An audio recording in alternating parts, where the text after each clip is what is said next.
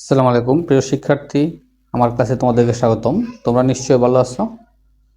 আজকে আমরা right form verb সম্পর্কে আলোচনা করব। তোমরা ইতিমধ্যে রাইট ফর্ম ভার্ব সম্পর্কে বেশ কিছু ক্লাস দেখেছো, নিশ্চয়ই তোমরা বুঝতে পারছো। আর আজকে হচ্ছে আমাদের রাইট ফর্ম ভার্বের সামারি ক্লাস বা সবগুলা নিয়ে মূলত সব রুলস থেকে থাকবে। সুতরাং মনোযোগী হও। তার পূর্বে সবাইকে লাইক কমেন্টস করে পাশে থাকার আহ্বান থাকবে। চলো আমরা আমাদের ক্লাস শুরু করি। আমাদের প্রথম সেন্টেন্স হচ্ছে হি রিটার্ন, অর্থাৎ সে ফিরে এসেছিল হোম, বাড়ি, জাস্ট নাও, এই মাত্র। আমরা যদি দেখি জাস্ট নাও আছে কোনো সেন্টেন্সের মধ্যে, অর্থাৎ কোনো সেন্টেন্সের মধ্যে যদি জাস্ট নাও থাকে, জাস্ট নাও থাকলে এটা মূলত প্রেজেন্ট পারফেক্ট টেন্স হয়। অলরেডি, জাস্ট নাও, রিসেন্টলি, এরকম থাকলে। যেহেতু জাস্ট নাও আছে, আমরা কি লিখবো? এটা প্রেজেন্ট পারফেক্ট টেন্স লিখবো। প্রেজেন্ট পারফেক্ট টেন্সের স্ট্রাকচার কি? প্রেজেন্ট পারফেক্ট টেন্সের স্ট্রাকচার হচ্ছে have oblique has plus V three, অর্থাৎ ভার্বের পাস্ট পার্টিসিপাল ফর্ম। তাহলে আমরা যদি লিখি হি, হি এর সাথে কি ম্যাচ করে? হ্যাজ ম্যাচ করে। He has. রিটার্নের 3 নাম্বার কি? রিটার্ন। রিটার্ন সাথে ইডি যুক্ত করবো, return. He has return home just now. সে এইমাত্র বাড়ি ফিরিয়া আসিয়াছে, হচ্ছে উত্তর। তারপরে হি রিড, সে পড়ে, ড্যাশ সিন্স মর্নিং, সকাল থেকে, সিন্স মর্নিং। যেহেতু এনে সিন্স আছে এবং সময় উল্লেখ আছে, এক্ষেত্রে আমরা বুঝতে পারতেছি যে এটা কি কোনো একটা পারফেক্ট কন্টিনিউয়াস টেন্স, অর্থাৎ present perfect continuous, past perfect continuous অথবা ফিউচার পারফেক্ট কন্টিনিউয়াস, যে কোনোটা হতে পারে। তা আমরা যদি লিখি প্রেজেন্ট পারফেক্ট টেন্সে আমরা লিখি সিন্স আছে, তারপর একটা সময়ের উল্লেখ আছে। এক্ষেত্রে আমরা কি লিখবো? প্রেজেন্ট পারফেক্টে যদি লিখি তাহলে হি, হি এর সাথে কি ম্যাচ করে? Has, he has. যেহেতু প্রেজেন্ট পারফেক্ট, পারফেক্টের জন্য আছে বিন, আর কন্টিনিউয়াসের জন্য রিডের সাথে আইএনজি। রিড যে মূল শব্দ দেওয়া আছে এটার সাথে আইএনজি, অর্থাৎ he has been reading since morning. সে সকাল থেকে কি করতেছে? পড়তেছে। এ হচ্ছে সলভ এটার। অর্থাৎ সিন্স থাকার কারণে আমরা প্রেজেন্ট পারফেক্ট কন্টিনিউয়াস টেন্স করতে হবে, এটা বুঝতে পারছি। তারপরে ইট ইজ হাই টাইম। যদি ইট ইজ হাই টাইম থাকে কোনো সেন্টেন্সের মধ্যে, ইট ইজ হাই টাইম পাই, তাহলে আমরা বুঝতে পারবো যে পরের অংশটা কোন টেন্সে হয়? পাস্ট ইনডেফিনিট টেন্সে হয়। এটাই হাই টাইম শব্দের অর্থ হচ্ছে এটাই উপযুক্ত সময়, এটাই উপযুক্ত সময়। তারপরের অংশ যে ভার্ব থাকবে এটা আমরা বি টু লিখবো, অর্থাৎ পাস্ট ইনডেফিনিট লিখবো। তাহলে হি স্টার্ট, আমরা স্টার্টে কি করব? পাস্ট টেন্সে লিখলে স্টার্টের সাথে ইডি দিব, started. It is high time he started the work, এটাই উপযুক্ত সময় কাজটা শুরু করার ছিল, মানে কাজ শুরু করার এটা উপযুক্ত সময় ছিল। এ হচ্ছে ইট ইজ হাই টাইম থাকলে পাস্ট ইনডেফিনিট। তারপরে I saw him dash his book. I saw him, আমি তাকে দেখেছিলাম। এক্ষেত্রে রিড আছে, আই স হিম, আমি তাকে দেখেছিলাম। রিড হচ্ছে ভার্ব, হিজ বুক, আমি তাকে দেখেছিলাম তার বই। তার বই কি? পড়তেছে, এরকম পড়ছিল। এক্ষেত্রে নিয়ম হচ্ছে যেহেতু এটা একটা সিম্পল সেন্টেন্স, একটা সাবজেক্ট আছে, একটা ভার্ব আছে, অবজেক্ট আছে, এখানে আরেকটা ভার্ব আছে, কোনো কনজাংশন নাই। এক্ষেত্রে যদি উদ্দেশ্য বোঝায়, উদ্দেশ্য বোঝালে আমরা কি ব্যবহার করবো? এই যে ভার্ব দেওয়া আছে, এই ভার্বের আগে টু ব্যবহার করব, অর্থাৎ ইনফিনিটিভ ব্যবহার করব। To plus V one. I saw him to read his book. কিন্তু যদি এটা উদ্দেশ্য বোঝায়, কিন্তু উদ্দেশ্য না বোঝালে কি করবো? আমরা যে ভার্ব আছে 2 নম্বর, এর সাথে আইন যুক্ত করবো। আমি তাকে দেখেছিলাম, কিভাবে দেখেছিলাম? রিডিং হিজ বুক, তার বই পড়তেছে, মানে তাকে আমি পড়ারত অবস্থায় দেখেছিলাম।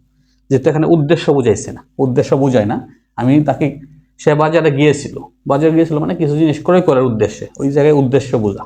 কিন্তু এখানে আমি তাকে দেখেছিলাম বই পড়তেছে, যেহেতু উদ্দেশ্য বোঝায় না, আমরা কি করবো? আইন যুক্ত করে দেব। Reading, I saw him reading his book. তারপরে হচ্ছে he had better write dash the answer. He had better, এখানে আমরা দেখতে পাচ্ছি হ্যাড বেটার। হ্যাড বেটার মোডালের কাজ করে, যেহেতু হ্যাড বেটার মোডালের কাজ করে, অর্থাৎ এরপরে ভার্বের প্রেজেন্ট ফর্ম বসে। এক্ষেত্রে আমরা কি করব? হি had better write the answer, তার বরংস বা তার জন্য বরংস ভালো হয় উত্তরটা লিখে ফেলা। হি হ্যাড বেটার, তার বংশ ভালো ছিল, উত্তরটা লিখে ফেলা। এক্ষেত্রে আমরা যেহেতু হ্যাড বেটার পরে প্রেজেন্ট ফর্ম বসে, প্রেজেন্ট ফর্ম দেওয়া আছে, প্রেজেন্ট ফর্মে লিখছি। তারপর হচ্ছে নেক্সট ওয়ান হচ্ছে if I were you. If I were you, আমি যদি তুমি হতাম, আই ড্যাশ দ্য পুর, ব্র্যাকেটে দেওয়া আছে কি হেল্প, তাহলে আমি যদি তুমি হতাম তাহলে কি করতাম, গরিবকে সাহায্য করতাম। এখানে যেহেতু ইফ দেওয়া আছে, ইফ যুক্ত থাকার কারণে এটা হচ্ছে কন্ডিশনাল। কি এটা কন্ডিশনাল। তারপরে কোন টেন্সে আছে, ভার্বের বি টু আছে, অর্থাৎ পাস্ট ইনডিফিনিট আছে। If plus past indefinite tense অর্থাৎ সেকেন্ড কন্ডিশন থাকলে আমরা কি করব, উড প্লাস বি অন লিখব উত্তরের মধ্যে।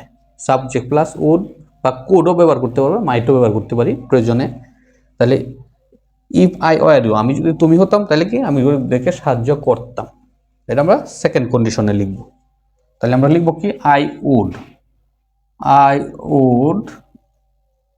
হেল্প দ্য পুর, আমি গরিবকে সাহায্য করতাম।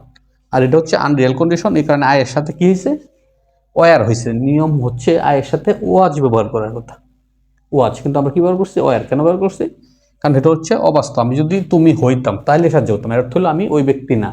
ওই ব্যক্তি হইলে হয়তো আমি সাহায্য নাও করতাম, কিপটেমি করতাম, টাকা সেভ করতাম। কিন্তু বলতেছি এখন যে আমি যদি তোমার জায়গায় থাকতাম তাহলে কি করতাম, সাহায্য করতাম। Unreal condition. তারপরে দে কাম ড্যাশ হোম ইয়েস্টারডে, এই যে আমরা দেখতে পাচ্ছি ইয়েস্টারডে আছে। যদি কোনো সেন্টেন্সের মধ্যে yesterday, the previous day, once upon a time বা অনস এরকম থাকে, তাহলে এটা পাস্ট টেন্স মিন করে, অর্থাৎ পাস্ট ইনডিফিনিট টেন্স। এই ক্ষেত্রে আমরা কি ব্যবহার করব, দে কামের পরিবর্তে ব্যবহার করব দে ক্যাম, দে ক্যাম হোম, তারা বাড়ি এসেছিল ইয়েস্টারডে, গতকালকে, অর্থাৎ তারা গতকালকে বাড়িতে এসেছিল, অতীত। ইয়েস্টারডে থাকার কারণে পাস্ট ইনডিফিনিট। তারপরে হচ্ছে I am help dash him for dash good, তা আই এম হেল্প, হেল্প যেহেতু দেওয়া আছে, এম আছে, এম এর পরে হচ্ছে কন্টিনিউয়াস সেন্স ব্যবহার করা লাগে, অর্থাৎ ভার্বের যে প্রেজেন্ট ফর্ম থাকবে মূল ভার্ব ওইটার সাথে আইএনজি অথবা বি3। আমরা কোন সময় বি3 ব্যবহার করব, যদি ওই সেন্টেন্সটা পেসিভের সেন্স দেয়। আর আদারওয়াইজ আমরা কি করব, কন্টিনিউয়াস সেন্সে লিখবো যদি বি ভার্ব থাকে, অর্থাৎ এম ইজ আর ওয়াজ এর থাকলে। যদি আমরা বলি আই এম হেল্পিং হিম, আমি তাকে সাহায্য করতেছি। ফর ডো আছে, যেহেতু প্রিপোজিশনের পরে ভার্বের প্রেজেন্ট ফর্ম থাকলে তার সাথে আইএনজি যুক্ত করতে হয়। আই এম হেল্পিং হিম, আমি তাকে সাহায্য করতেছি। ফর ডুইং গুড, ভালো করার জন্য। এর অর্থ কি, এক্ষেত্রে আমরা কি করি, কন্টিনিউয়াস সেন্সে লিখতে পারি। I am helping,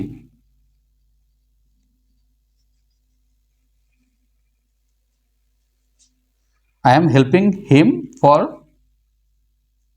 doing good, তাহলে কি দাঁড়ালো, I am helping him, আমি তাকে সাহায্য করতেছি for doing good, ভালো করার জন্য। ডিয়ার লার্নার্স, আশা করি তোমরা নিশ্চয়ই বুঝতে পারছো। তোমাদের যদি কোনো কোশ্চেন থাকে নিশ্চয়ই জিজ্ঞাসা করবে, আমি পরবর্তী ক্লাসে জানাবে।